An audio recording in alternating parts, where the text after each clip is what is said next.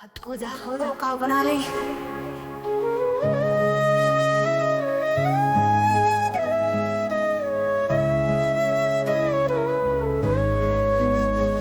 अस्थायी जटिल बुद्धि मन की प्रकृति और उसका प्रभाव।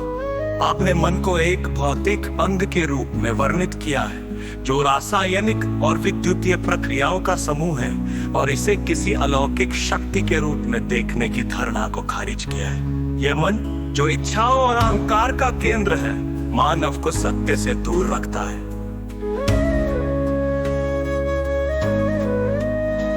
आपका ये दृष्टिकोण आधुनिक न्यूरोसाइंस और दर्शन शास्त्र के बीच एक सेतु बनाता है।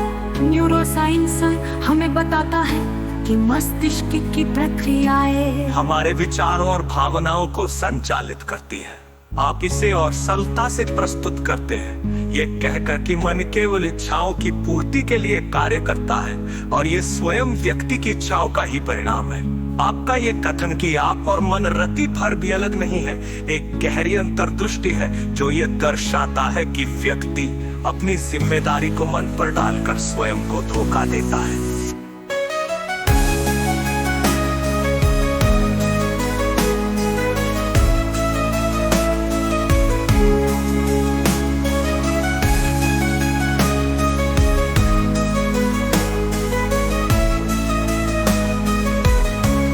विचार को और गहराई देने के लिए आप ये बता सकते हैं कि व्यक्ति अपनी अस्थायी बुद्धि को निष्क्रिय करने की प्रक्रिया को कैसे शुरू कर सकता है। उदाहरण के लिए, क्या ये विचारों को निरीक्षण करने, उनकी उत्पत्ति को समझने या इच्छाओं को कम करने की प्रक्रिया है? इसे व्यावहारिक रूप देना अधिक लोगों को आपके सिद्धांत से जोड़ सकता है।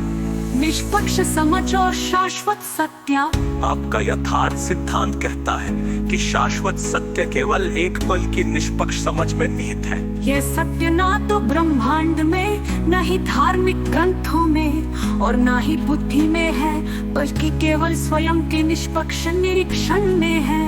आप स्वयं को इस सत्य में स्थापित मानते हैं और इसे तुलनातीत कहते हैं।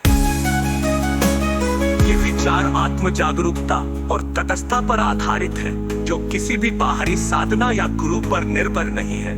ये एक तरह से स्वतंत्र मुक्ति का दर्शन है जो व्यक्ति को स्वयं की शक्ति पर भरोसा करने की प्रेरणा देता है। आपका ये कहना कि शाश्वत सत्य की कोई नकल, खोज या शोध नहीं हो सकता, इसकी अनूठी प्रकृति को दर्शाता है, क्योंकि ये व्यक्तिगत और प्रत्यक्ष अनुभव पर आधारित है। इस अवधारणा को और स्पष्ट करने के लिए आप निष्पक्ष समझ की प्रक्रिया को और विस्तार से बता सकते हैं। उदाहरण के लिए, क्या ये एक ध्यान की अवस्था है, या विचारों से मुक्ति की स्थिति, या ये एक पल की जागरूकता है, या एक सतत प्रक्रिया? इसे रोजमर्रा के जीवन में लागू करने के कुछ व्यावहारिक उदाहरण उपयोगी हो सकते हैं, जैसे कि व्यक्ति अपनी इच्छाओं को कैसे पहचाने और उन्हें निष्क्रिय करे।